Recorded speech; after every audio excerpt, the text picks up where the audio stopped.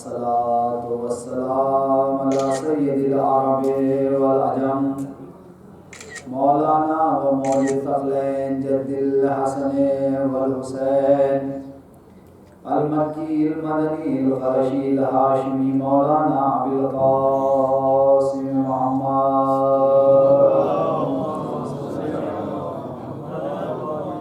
وعلى آله الطيبين الطاهرين المعصومين المنتخبين المنتجبين من الآن إلى قيام يوم الدين. أما بعد فقد قال سبحانه وتعالى في القرآن الكريم بسم الله الرحمن الرحيم إنما وليكم الله ورسوله والذين آمنوا والذين يقيمون الصلاة ويؤتون الزكاة وهم راكعون. صلوات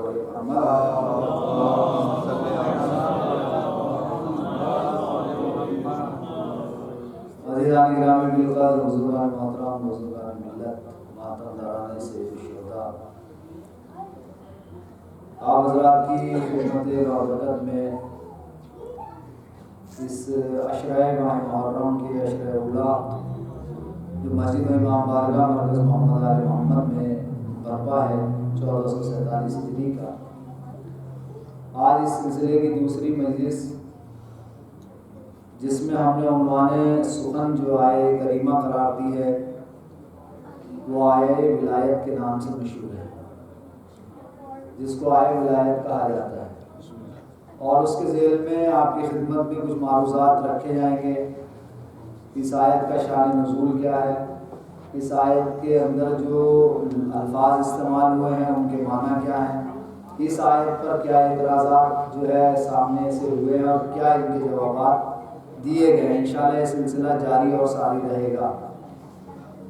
لیکن ابھی تک جو میں نے اندازہ لگایا ہے اس 5 منٹ کے اندر، تو میں نے اندازہ یہ لگایا ہے کہ یا تو آپ پر تھکن ہے کام کی یا تکلف ہے. بہرحال سلوات سے کوئی جو ہے ایسا اندازہ نہیں لگتا کہ آپ کی دلچسپیاں ہیں اور جو ہے آپ آمادہ ہیں سننے کے لیے. اگر آمادہ ہیں تو سلوات جیتی جاتی ہے.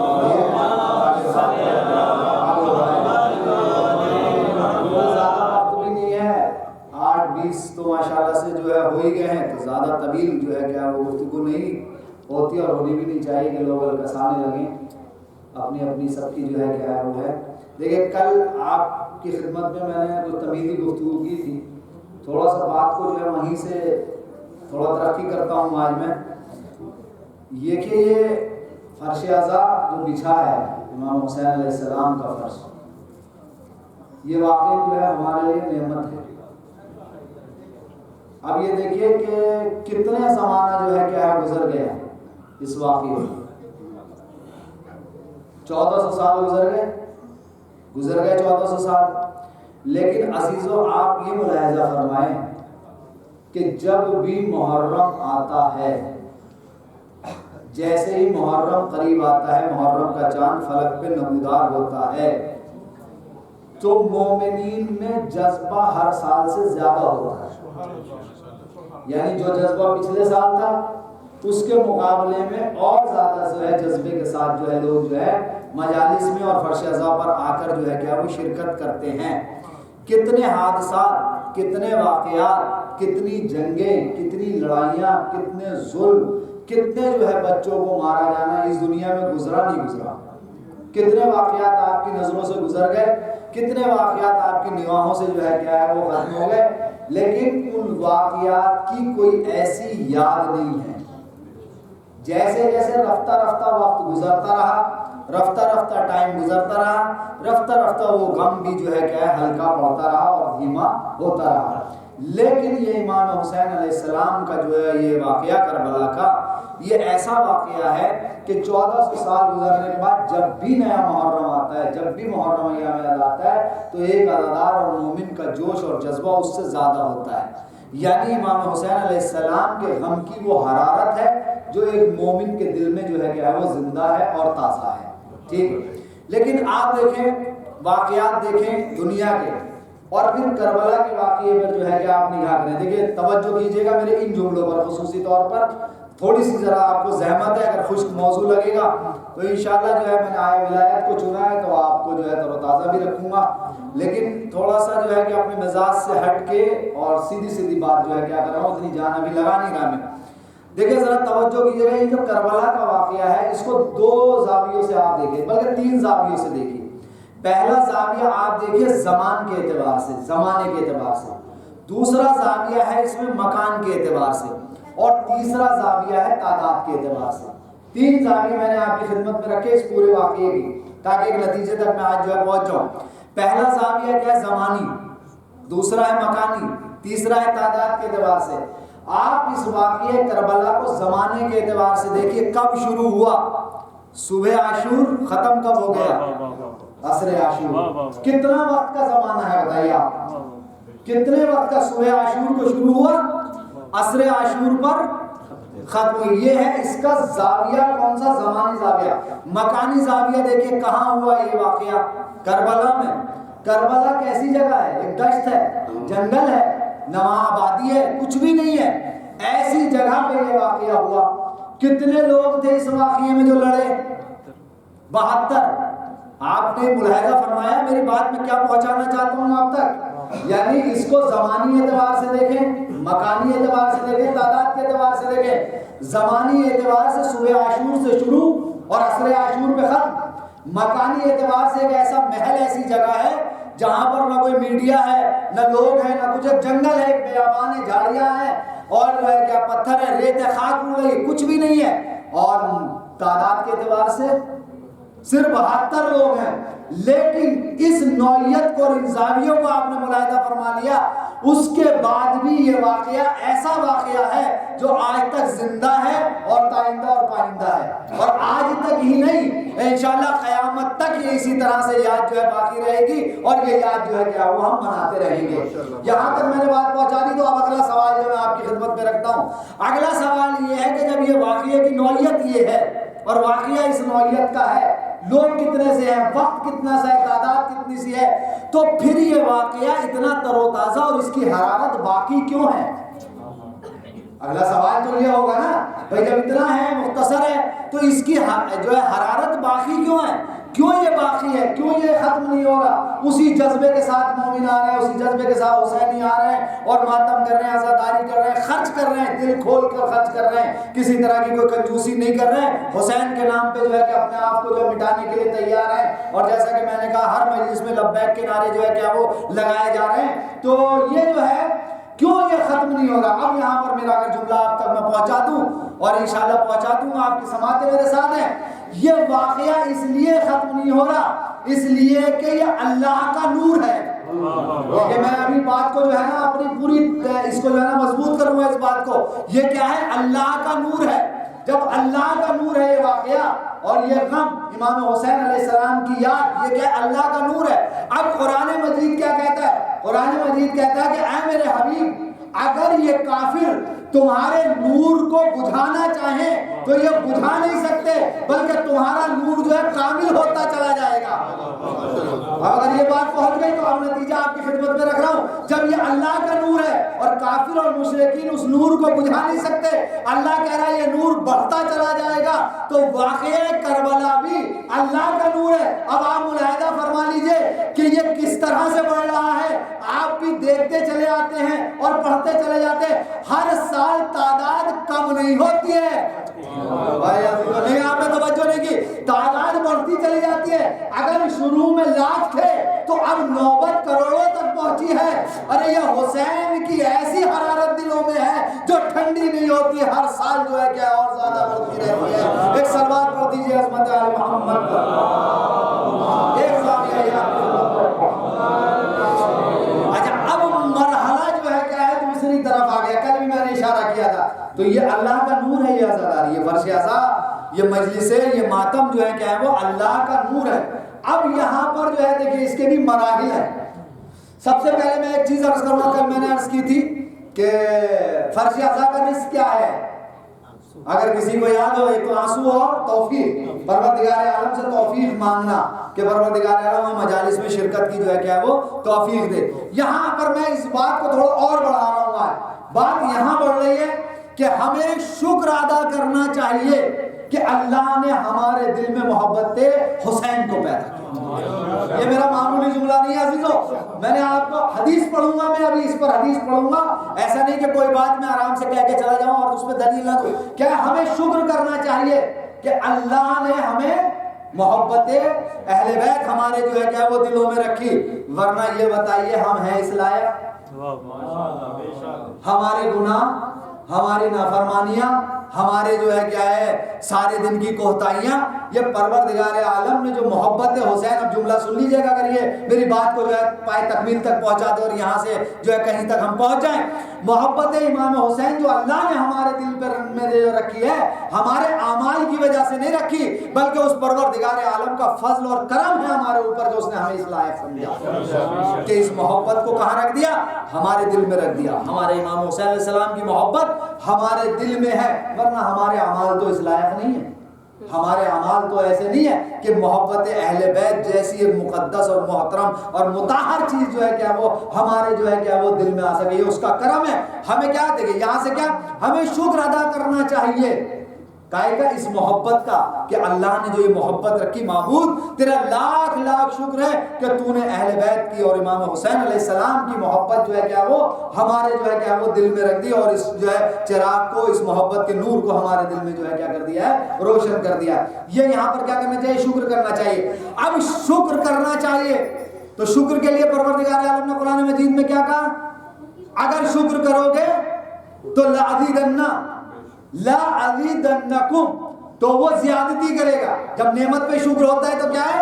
وہ پروردگار عالم جو ہے کیا ہے وہ زیادتی کرتا ہے۔ اب یہاں پر میں ایک بہت باریک سا نقطہ آپ کی خدمت پہ رکھوں، آپ سنتے چلے آتے ہیں۔ ہو سکتا ہے تھوڑا سا یہ بحث جو ہے نا تھوڑا سست لگ رہی ہو نا، لگ تو نہیں رہی؟ ایک سوال پڑھ دیجئے۔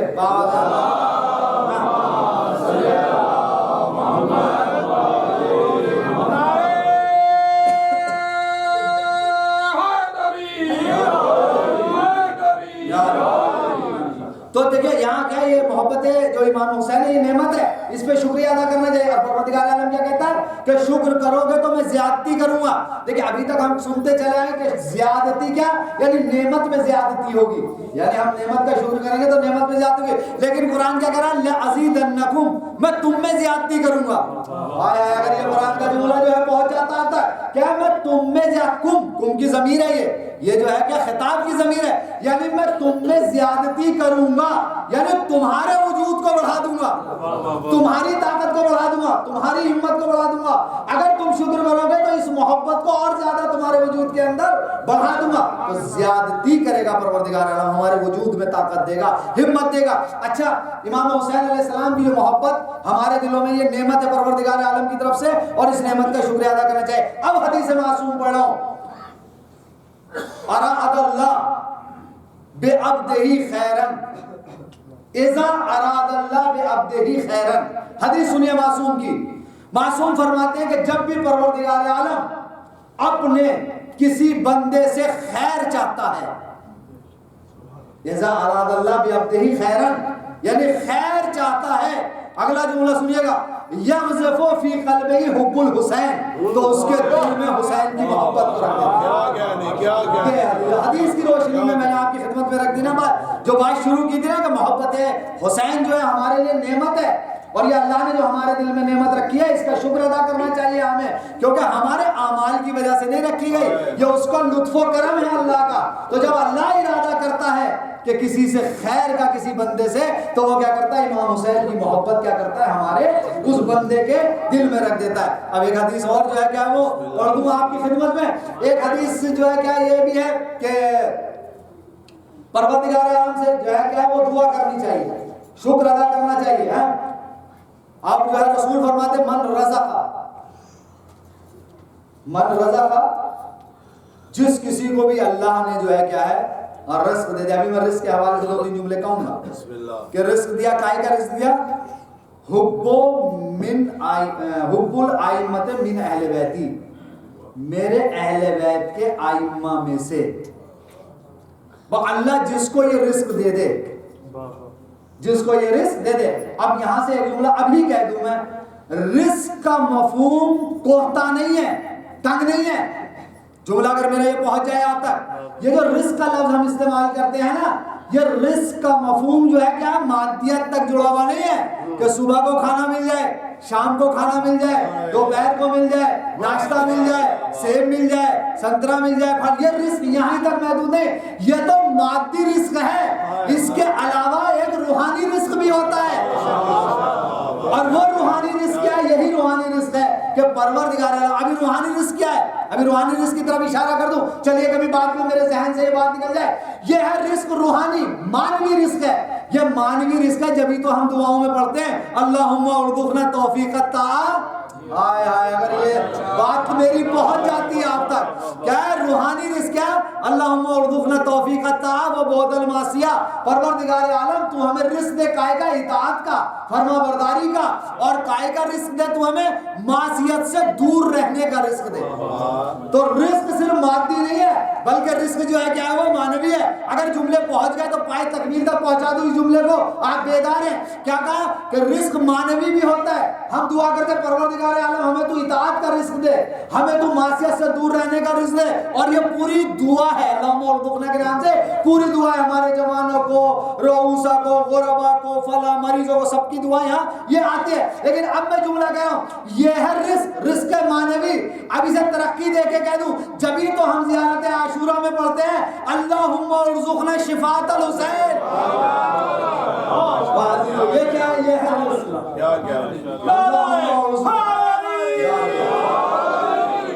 یہ ہے رزق ہے پروردگار عالم. یہ رزق مانوی ہے، یہ مادی رزق نہیں ہے، یہ ہے مانوی رزق. پروردگار عالم تو ہمیں کیا عطا فرما؟ حسین کی شفاعت عطا فرما.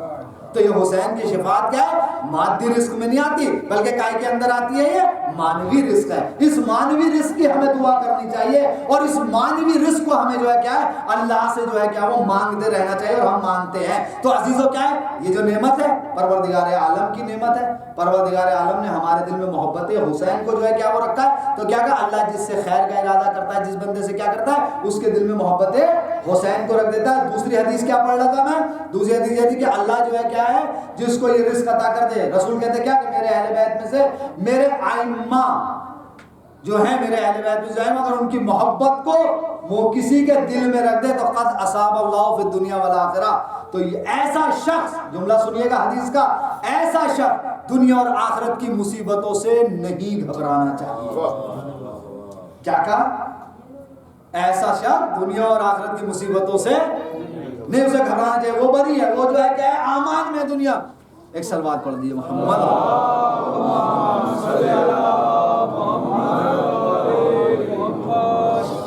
ایک اس سے بہتر سلوات پڑھ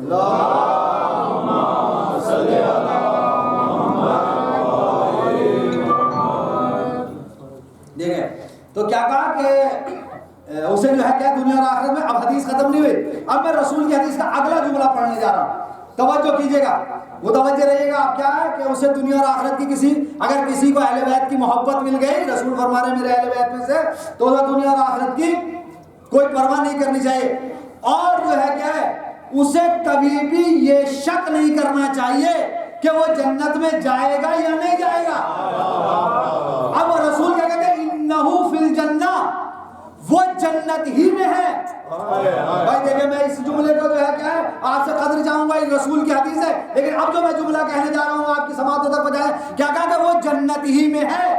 اچھا میں نے جو یہ ترجمہ کیا آپ کی خدمت میں کہ وہ جنت ہی میں ہے، تو یہ کیسے ہو گیا کہ وہ جنت میں ہے؟ بھائی یہ کیسے ہو گیا نا؟ یہ تو ترجمہ غلط لگ رہا ہوگا آپ کو کہ مولانا وہ جنت ہی میں کیسے ہے. یہ تو یہ کہنا چاہیے تھا کہ وہ جنت میں جائے گا، وہ جنت میں چلا جائے گا. اب آپ کی سماعت بیدار ہے تو جملہ سنیے گا امام حسین کی عظمت کے حوالے سے، وہ جنت ہی میں ہے. تو اب جملہ آپ کی سماعتوں کے حوالے کر رہا ہوں. بھائی جنت بنی کس کے صدقے میں ہے؟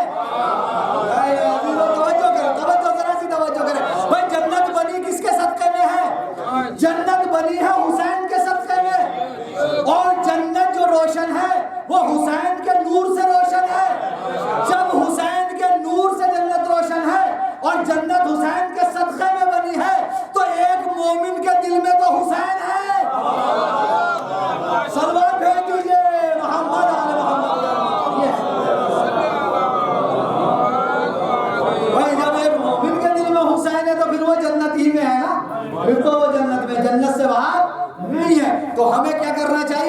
واقعی محرم میں ایام اعظام میں شکر ادا کرنا چاہیے پروردگار کا، اے معبود تو نے ہمیں جو ہے حسین کی محبت سے نوازا، تو نے ہمارے دل میں جو ہے کیا ہے حسین کی محبت پیدا کی۔ تو واقعی یہ جو حسین کی محبت ہے نا یہ بڑی چیز ہے، اس کے لیے جو ہے نا ترستے ہیں لوگ۔ اور یہ جو ہم یہاں آئے ہیں کس لیے آئے ہیں؟ حسین کی محبت بھی تو آئے ہیں۔ اس فرش اعضاء پہ جو آ کے بیٹھے ہیں ہم حسین کی، جیسے کہ کل میں نے عرض کیا تھا، کل جو ہے اس کو میں تکرار کر دوں، بات آ گئی ہے تو کہ جو لوگ نہیں تھے وہ بھی سن لیں کہ یہ جو فرش اعضاء ہے نا کیا ہے، ینزل و یصعد فوجن افواجن، اس طرح کے لفظ روایت میں ملتے ہیں کہ ملائکہ جو ہے کیا فوج کی شکل میں آتے ہیں اور جاتے ہیں۔ اب یہاں پر ایک جملہ کہہ کے بات جو ہے کیا وہ بڑھائی جائے، یہ فرش اعضاء پہ کیا ملائکہ کا آنا جانا لگا رہتا ہے، یعنی آتے ہیں اور جاتے ہیں۔ تو اس کا مطلب کیا ہوا کہ اس فرش اعضاء کی اہمیت کم نہیں ہے، باعظمت ہے یہ فرش اعضاء، کیونکہ یہ فرش اعضاء مختلف الملائکہ ہے۔ بھائی مختلف الملائکہ کو اگر آپ سمجھتے ہیں اور حدیث قصہ پڑھتے ہیں تو اتنی خاموشی سے گردنیں نہیں ہلتی، آپ کی زبانیں میرے ساتھ ہیں۔ مختلف الملائکہ کون سا ہے؟ جناب فاطمہ زہرا کا دروازہ وہ ہے مختلف الملائکہ۔ کا مطلب کیا ہوا؟ یعنی جہاں فرشتوں کا آنا جانا لگا رہتا ہے یہی فرش اعضاء ہے، ایک گروہ آتا ہے ایک گروہ جاتا ہے۔ صلوات پڑھ دیجئے محمد آل محمد کے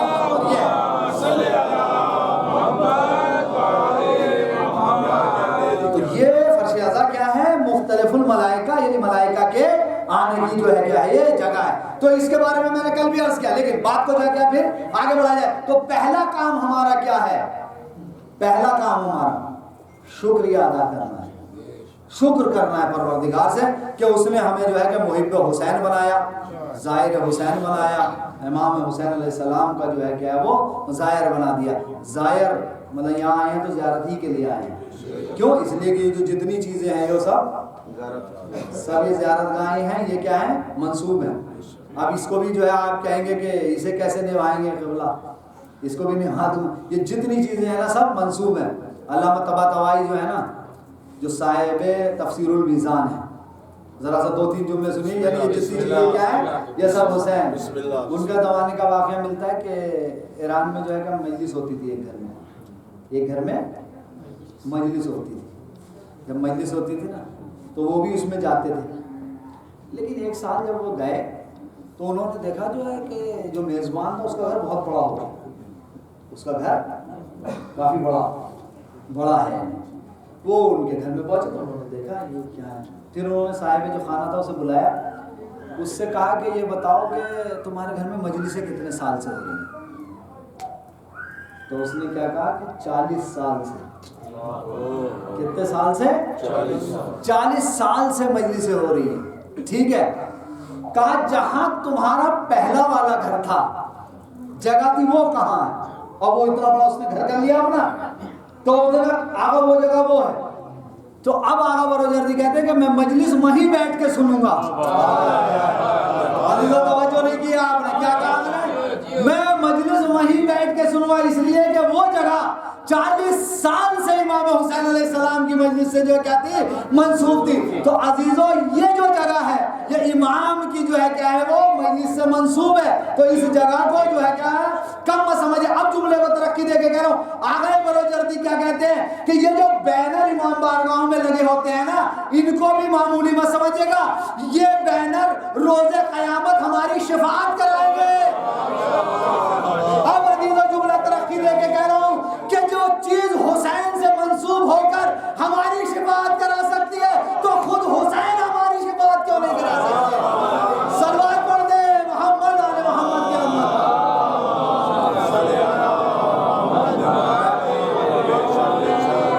تو عزیزو ہمیں کیا کرنا ہے؟ شکر ادا کرنا ہے، شکر۔ میں معبود تو نے ہمارے دل میں جو ہے کیا ہے محبت حسین کو رکھا، امام حسین کی محبت کو جو ہے وہ ہمارے دل میں رکھ دیا۔ تو ایک محب حسین ظاہر حسین کا کیا آپ نے امام سجاد کے ایک صحابی ہیں ابو حمزہ سمالی، سلوات پھر سب آرام سے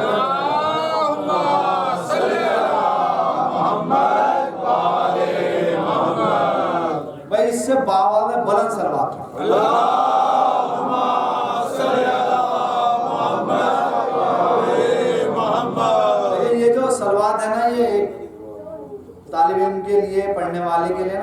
اعتزاء اور جو ہے کیا ہے طاقت کا کام کرتی ہے. تو میں نے کئی بار یہ چیز جو ہے پڑھ چکا ہوں میں کہ عبادت جو ہے وہ اس وقت جو ہے جماعت سے ہو رہی ہے. یہ میرے جملے جو ہے یاد رکھا کریں آپ جب مجلس ہو کریں نا, عبادت کائے سے ہو رہی ہے؟ جماعت سے ہو رہی ہے. جب جماعت سے ہو رہی ہے تو جماعت کا طریقہ ہے, کچھ مولانا پڑھتے ہیں اور کچھ جو ہے کیا ہے وہ پیچھے پڑھنے والے پڑھتے ہیں, ٹھیک ہے نا. تو جب یہ عبادت جماعت سے ہو تو جماعت سے کیجئے نا, کچھ آپ پڑھیے کچھ میں پڑھوں گا, ٹھیک ہے نا. تو آپ کم سے کم ایک صلوات تو جو ہے کیا اتنی جو ہے کیا ہے بلند آواز سے پڑھ دیجئے تاکہ جو پتہ چلے کہ واقعی ہم فرش اعضاء پہ بیٹھے ہیں.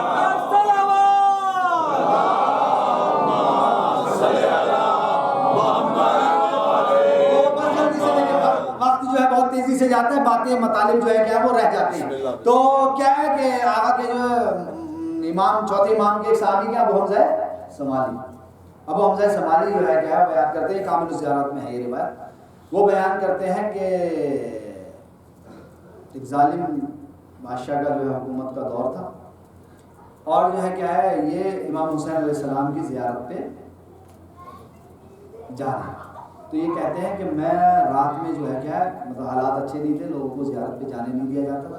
یہ کہتے ہیں میں رات میں کوفے سے نکلا اور جو ہے تاکہ امام حسین علیہ السلام کی زیارت کر سکوں, اور وہاں امام حسین علیہ السلام کی زیارت کے لیے جب میں پہنچا تو جیسے ہی میں حرم کے دروازے پہ پہنچا تو مجھے بڑا اشتیاق تھا کہ میں جلدی سے حرم میں داخل ہو جاؤں اور زیارت جو ہے کیا ہے وہ کر لوں. لیکن جیسے ہی وہ کہتے ہیں کہ میں اندر بڑھا تو ایک خوبصورت جوان آیا اور اس نے روک دیا, کہا کہ تم آج زیارت نہیں کر سکتے. کہا کہ میرے دل میں اشتیاق تھا امام کی زیارت کا. میں نے کہا میں کیسے زیارت نہیں کر سکتا, میں تو زیارت کروں گا. امام بھی بولے نہیں, آج تم زیارت نہیں کر سکتے. کہا کہ جب اس جوان نے منع کر دیا تو میں جو کیا باہر آ گیا, باہر دروازے سے آیا اور آنے کے بعد میں ایک جھاڑی کے پاس جو ہے جا کر بیٹھ گیا. اب جیسا بھی وہاں رہا ہو بیٹھ گیا, وہاں میں بیٹھ گیا اور میں طلوع فجر کا انتظار کرنے لگا. اب طلوع فجر کا جب انتظار کرنے لگا تو طلوع فجر ہوا, میں پھر بھاگ کر گیا کہ مولا کی زیارت جو ہے کیا ہے وہ میں کر لوں. دیکھیں عزیزوں, امام حسین کی عظمت کو ملاحظہ فرمائیے گا. اب میں جو آپ کو لے کر آیا ہوں, کہا کہ میں پھر گیا لیکن وہ جوان پھر آگے بڑھا, اور جوان بڑھ کے کیا کہتا ہے وہ خوبصورت جوان کہ آج زیارت نہیں کر سکتے. یہ جو ہے کہتے ہیں کہ میں نے پوچھا بھئی آج ایسی کیا بات ہے, میں زیارت کیوں نہیں کر سکتا, وجہ کیا ہے زیارت نہ کرنے کی, کون سی وجہ ہے؟ تو وہ جو خوب رو جوان تھا وہ کہتا ہے کہ سنو آج تم زیارت یوں نہیں کر سکتے کہ آج موسیٰ 70,000 فرشتوں کے ساتھ حسین کی قبر پہ دعا کرنے کے لیے آئے ہیں. عزیزوں کتنا قیمتی جملہ میں نے آپ کی خدمت میں بول دیا. یہ ہے امام حسین علیہ السلام کیا کہا کہ دعا اللہ کی اجازت سے. کون موسیٰ؟ وہ موسیٰ جو کوہ طور پر اللہ سے کلام کرنے کے لیے گیا, وہ موسیٰ اللہ سے اجازت لے کر کہاں آیا ہے؟ ایک کے ساتھ نہیں 70,000 ملائکہ کے ساتھ کہاں آیا ہے؟ امام حسین علیہ السلام کی قبر پہ آیا اور وہ دعا کر رہا ہے. پھر اس کے بعد جب حمزہ سمالی کہتے میں نے اس جوان سے پوچھا من انتا آفاق اللہ, تم کون ہو اللہ تمہیں معاف کرے؟ تو وہ کہتا ہے انا ملک من ملائکۃ اللہ.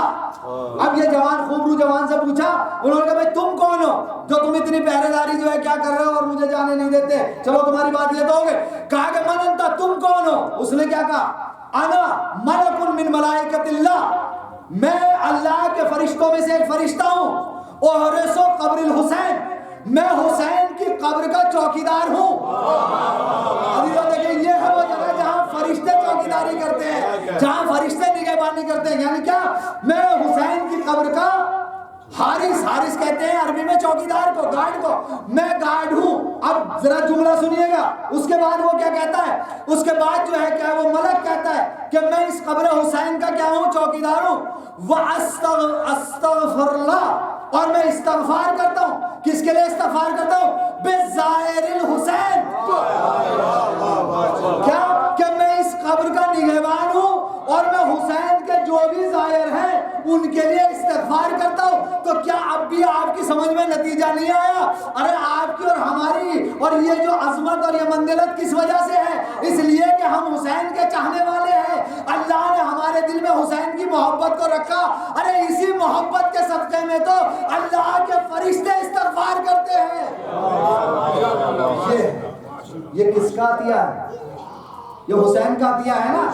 حسین اپنے غلاموں کو بھی اگر جملہ یہ پہنچ جائے میرا، حسین اپنے غلاموں کو بھی اتنا بلند کر دیتے ہیں، اتنا بلند کر دیتے ہیں. آپ جملہ سنیے گا، حسین کا کمال یہ ہے کہ وہ اپنے غلاموں کو بھی اتنا بلند کر دیتے ہیں کہ روز عاشورہ جتنی خوشبو جون کے بدن سے آ رہی تھی، نہیں قدر کی آپ نے میرے جملے کیے، جتنی خوشبو جون کے بدن سے آ رہی تھی کسی شہید کے بدن سے نہیں آ رہی تھی.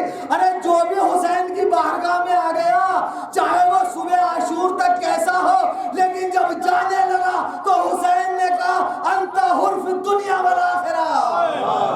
صلوات پڑھ دیجئے محمد آل محمد کی محبت. یہ ہے عزیز و حسین.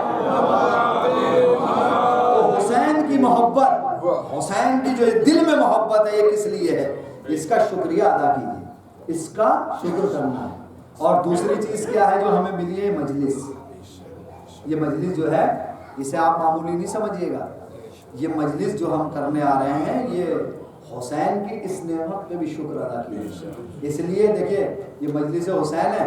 ابھی کہا نا میں نے کہا مختلف الملائکہ، ایک جگہ جو ہے جہاں پر مجلس کے کم سے کم 15 یا 20 نام ہیں، ان ناموں میں ایک جگہ ہے انہ مشہد الملائکۃ المقربین. یہ جو مجلس ہے نا، ملائکہ کے حاضر ہونے کی جگہ ہے، انبیاء کے حاضر ہونے کی جگہ ہے، اوصیاء کے حاضر ہونے کی جگہ ہے. اب میں یہاں پر ایک جملہ کہتا ہوں، اگر آپ بیدار ہیں تو بس جلدی سے میں ختم کر لوں گا، کیونکہ 8:50 ہو گئے، 9 تک میں ختم کروں گا مجلس کو انشاءاللہ. دیکھیں کیا ہے یہ جو مجلس ہے، اس کا شکریہ اللہ سے جو ہے کہ شکر ادا کرنا چاہیے کہ ہمیں فرش اعضاء پہ جانا مل رہا ہے اور ہم جو ہے کیا ہے وہ مجلس میں جا رہے ہیں. اب لوگ یہ کہتے ہیں کہ کتنی مجلسیں کرو گے؟ بھائی ذرا متوجہ ہو جائیں، تھوڑا سا متوجہ ہو جائیں میرے ساتھ. جو آ رہے جا رہے ہیں انہیں آنے جانے دیں، میرے ساتھ تھوڑا سا متوجہ ہو. دیکھو بڑی مطلب دقت کرتا ہوں میں بھی آپ کے ساتھ یہ مضمون جو ہے پیش کرنے کا. ایسا نہیں ہوتا عزیزوں کہ ایک ہی جگہ یہ بات لکھی ہوئی ہوتی، بہت سی جگہ لکھی ہوئی ہوتی ہے، پھر اسے ایک جگہ کر کے آپ کی خدمت میں جو ہے کیا وہ اور رکھنا پڑتا ہے. ایسا نہیں کہ سب ایک ہی جگہ لکھا ہوا ہے اور ناول کی طرح سے جو ہے کیا وہ پڑھ دیا گیا، نہیں، یہ الگ الگ ہوتا ہے. پھر اس کو ملا کے سیٹ کر کے پھر آپ تک جو ہے کیا وہ باتیں جو پہنچانی پڑتی. اب سنیے، مجلس جو ہے اس کا شکر ادا کرنا چاہیے کہ ہم مجلس میں فرش اعضاء پہ. کیوں لوگ کہتے ہیں کہ مجلسیں ہو رہی اتنی مجلسیں کرنے کا کیا فائدہ ہے؟ بھائی صحیح ہے نا، اتنی مجلسیں ہو رہی، 1 کر لی، 2 کر لی، 3 کر لی، کیا ہو رہی؟ اب میں جملہ کہوں اگر آپ بیدار ہیں، کوئی یہ نہیں کہتا کہ اتنا انبیاؤں کے پاس بیٹھنے کا کیا فائدہ؟ نہیں پہنچے آپ میرے پہلے جملے سے، آپ نے کام نہیں لیا ہے. اتنا انبیاؤں کے پاس بیٹھنے کا کیا فائدہ؟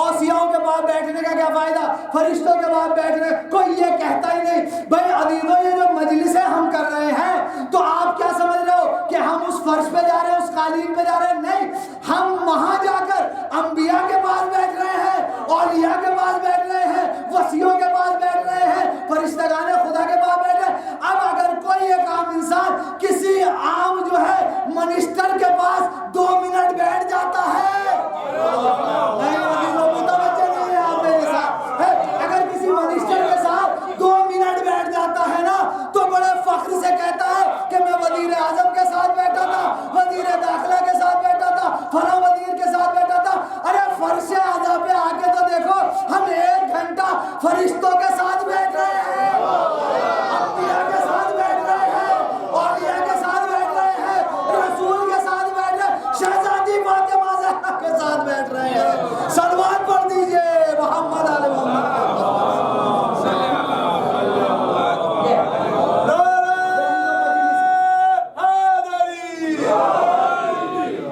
یہ ہے مجلس امام حسین.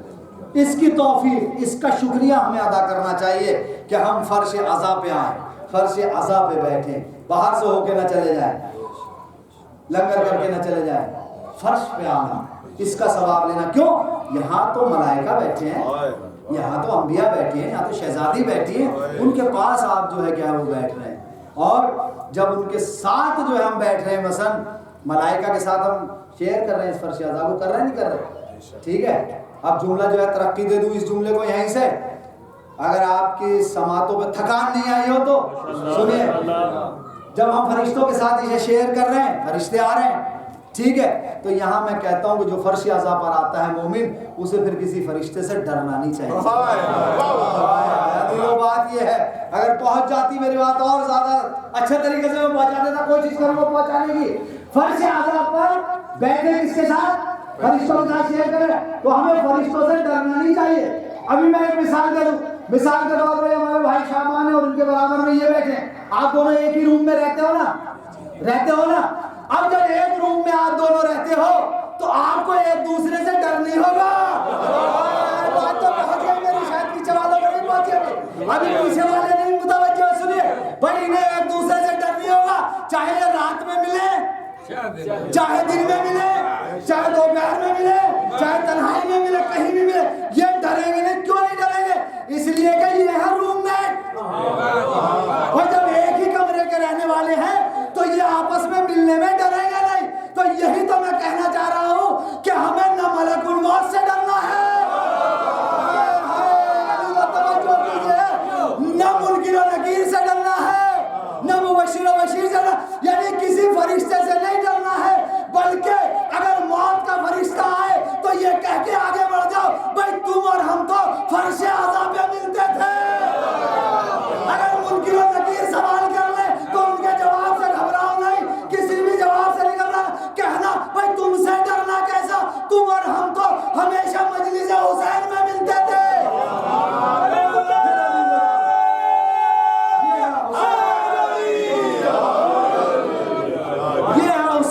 فرش کی برکت۔ اب لوگ کہتے ہیں کتنی مجلسیں کرو گے؟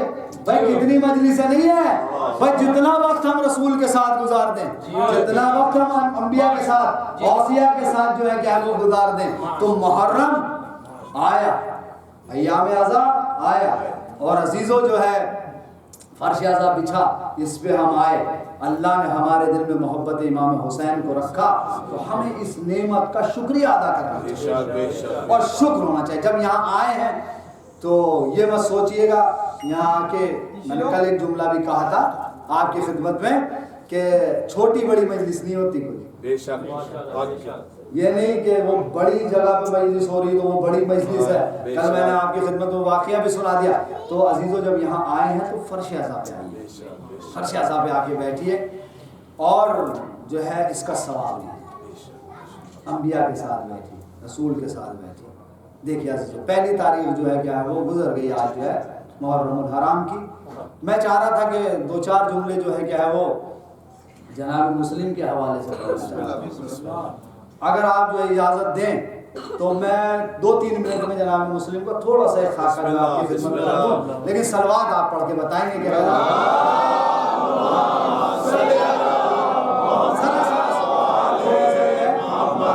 اس لیے کہ ایام اعضا کے دن ہے تو میرا بھی دل کرتا تھوڑا سا آپ کی خدمت میں کچھ باتیں جو ہے کیا ہے وہ رکھ دوں۔ تو دیکھیے جناب مسلم کتنے خط آئے؟ 18,000 ہے نا، یہ تو سنتے ہوئے آئے۔ آپ سے میں ایک سوال کر رہا ہوں، یہ جتنے خطوط آئے ہیں یہ مدینے میں آئے یا مکے میں؟ ذرا آپ سوچئے، مدینے میں، یہ جتنے خطوط آئے کہاں آئے؟ مکے میں یا مدینے میں؟ مدینے میں۔ یہ آئے سارے خط مکے میں۔ غور کیجیے، آپ تاریخ کو ایک دم ذہن میں لائیے۔ آپ حسین نے مکہ مدینہ کب چھوڑا؟ اب میں ایک جملہ دے رہا ہوں، یہ یاد رکھے گا ذہن میں، بچے بھی یاد رکھے گا۔ جتنے خطوط آئے ہیں مکے میں آئے ہیں، مدینے میں تو ایک ہی خط آیا تھا۔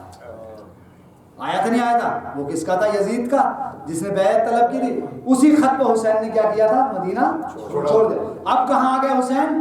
مکے۔ جب پتہ یہ چلا خطے عرب میں کہ حسین جو ہے کیا ہے وہ نکل گئے، مدینہ چھوڑ دیا ہے، مکے میں ہے، تو اب کوفے والوں نے خط لکھنے شروع کیے۔ کتنے خط آئے؟ 18,000 جو ہے خط جو ہے وہ آئے ہیں۔ 18,000 خطوں کا آنا معمولی نہیں ہے، ٹھیک ہے۔ اب جب 18,000 خط آئے تو 18,000 خط آئے تو کیا ہوا پھر؟ امام حسین نے 18 کے 18,000 کا جواب دیا یا صرف ایک خط لکھا تھا؟ ایک خط لکھا، اور لکھے اس میں کیا لکھا کہ انی بعثت الیکم اخی ابن امی ثقتی معتمدی۔ ان کو خط کے جواب میں کیا لگا؟ میں تمہاری طرف بھیج رہا ہوں اپنا بھائی، اپنا چچا زاد، اپنا ثقہ، اپنا معتمد۔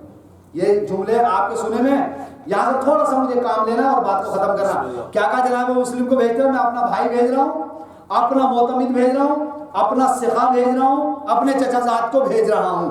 یعنی حسین نے جناب مسلم کو بھیجتے وقت کیا کہا کہ یہ میرا معتمد ہے اور یہ میرا سکھا ہے. ٹھیک ہے نا، یہی کہا نا. یہ تاریخ کے اندر جملے اپنا معتمد بھی بتایا اور سکھا بھی بتایا. ٹھیک.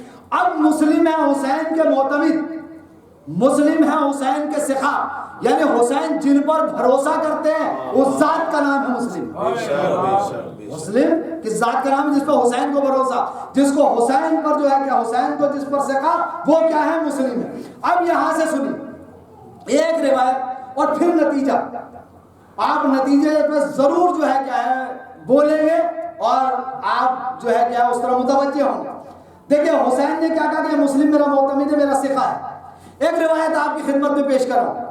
رسول اکرم صلی اللہ علیہ وسلم تشریف فرمائے اور امام حسین ایک مرتبہ رسول جو ہے کیا امام حسین کو دیکھ کے کہتے ہیں یا بنیا انت معتمدی، اے میرے حسین تم میرے، اے میرے بیٹا حسین تم میرے معتمد ہو. کس نے کہا یہ؟ رسول اکرم نے کہا یا بنیا، اے بیٹے بیٹا حسین انت معتمدی، تم میرے معتمد ہو. ایک. دوسری روایت ہے کہ مولا کائنات نے کہا یا حسینو انت سختی، اے حسین تم میرے سکھا ہو. دو حدیثیں میں نے آپ کی خدمت میں پڑھ دی. رسول نے کیا کہا کہ اے حسین تم میرے معتمد، علی نے کیا کہا اے حسین تم میرے سکھا. ٹھیک ہے. رسول کی نگاہ میں معتمد کون ہے رسول کا؟ بولیے تھوڑا. حسین. علی کی نگاہ میں سکھا کون ہے؟ حسین. یعنی رسول کی نگاہ میں معتمد حسین، علی کی نگاہ میں سکھا حسین. ٹھیک ہے نا. اب یہاں سے جملہ بڑھائیے. حسین ہے رسول کے معتمد. ہائے ہائے عزیزو ذرا آئیے سر. حسین ہے رسول کے معتمد، حسین ہے علی کے معتمد. تو حسین پر اعتماد ہے رسول کا، حسین پہ بھروسہ ہے کس کا؟ علی کا. لیکن مسلم کون ہے؟ جس پر حسین کا بھروسہ، جس پر حسین کا اعتماد. یہاں تک بات آ گئی تو آخری جملے سن لیجئے فضائل کے حوالے سے. اب سنیے امام حسین کہاں سے نکلے؟ مدینے سے نکلے. ٹھیک ہے. امام حسین کے سامنے سوال کیا تھا؟ بیعت کا. بیعت کے اس سوال کے جواب میں کتنے جواب ہو سکتے ہیں؟ دو چیزیں آ سکتی ہیں، یا تو ہاں بس. ٹھیک ہے نا. اس کے علاوہ کچھ نہیں آئے گا نا. دو ہی چیز آئیں گی. حسین نکلے، بیعت کا سوال ہوا، یا تو بیعت میں حسین ہاں کہہ دے یا نہ کہہ دے. اچھا دونوں چیزوں میں کیا ہوگا؟ اگر حسین بیعت کے جواب میں ہاں کہتے ہیں تو حسین کو کیا ملے گا؟ بھائی کیا ملے گا امام حسین کو اگر ہاں کہہ دیتے؟ اگر حسین ہاں کہہ دیتے ہیں تو امام حسین کو ملے گا یہ کہ علی اکبر بچ جائیں گے اور محمد بچ جائیں گے، قاسم بچ جائیں گے، عباس بچ جائیں گے، علی اصغر بچیں گے، بیویوں کا پردہ بچے گا، حسین خود ہوگا نہیں ہاں میں. لیکن اس کے مقابل میں کیا ہوگا؟ آدم کی محنت، نوح کی محنت، ابراہیم کی محنت، اسماعیل کی محنت، جتنے بھی انبیاء ہیں، جملے کو سمیٹ کے کہہ رہا ہوں 1,24,000 انبیاء کی محنتیں اور زحمتیں مشقتیں کیا ہو جائیں گی؟ ختم ہو جائیں گی نا، ہو جائیں گی. ٹھیک.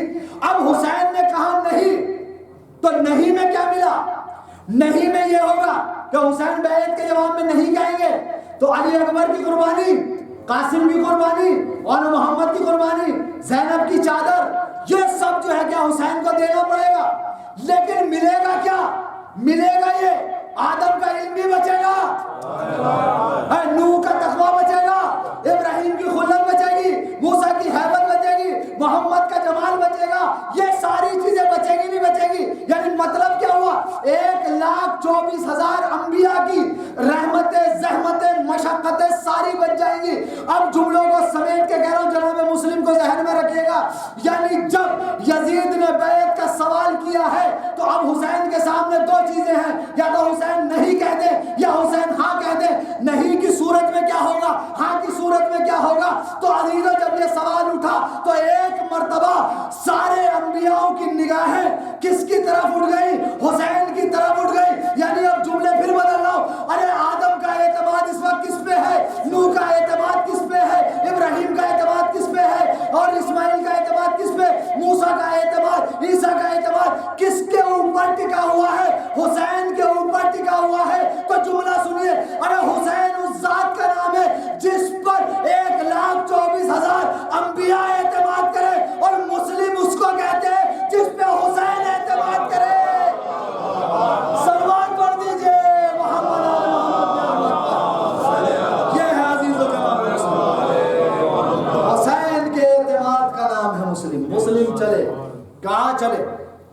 سے نکلے مدینے آئے، مدینے میں آنے کے بعد کیا کیا؟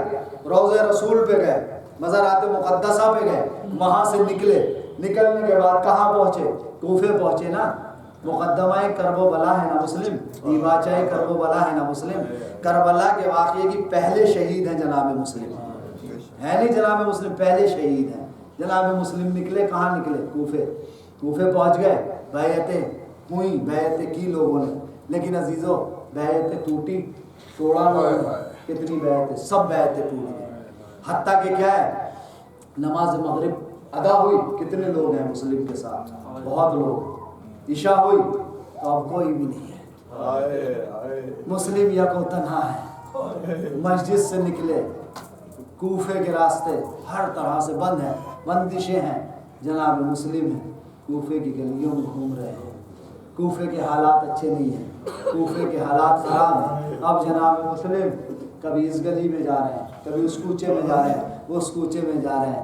ارے غریب الوطن مسلم جب تھک اور ہار گئے تو آ کے ایک دروازے پر بیٹھ گئے۔ اب جیسے ہی دروازے پر آ کر بیٹھے تو دروازہ ایک مرتبہ کھلا، ایک معظمہ برآمد ہوئی۔ اس نے دیکھا کہ دروازے پہ کوئی اجنبی بیٹھا ہے، تو پوچھا اے بھائی تو کون ہے، کہاں کا رہنے والا ہے؟ تو کہا کہ اے بھائی کوفے کے حالات خراب ہیں، تو اپنے گھر چلا جا۔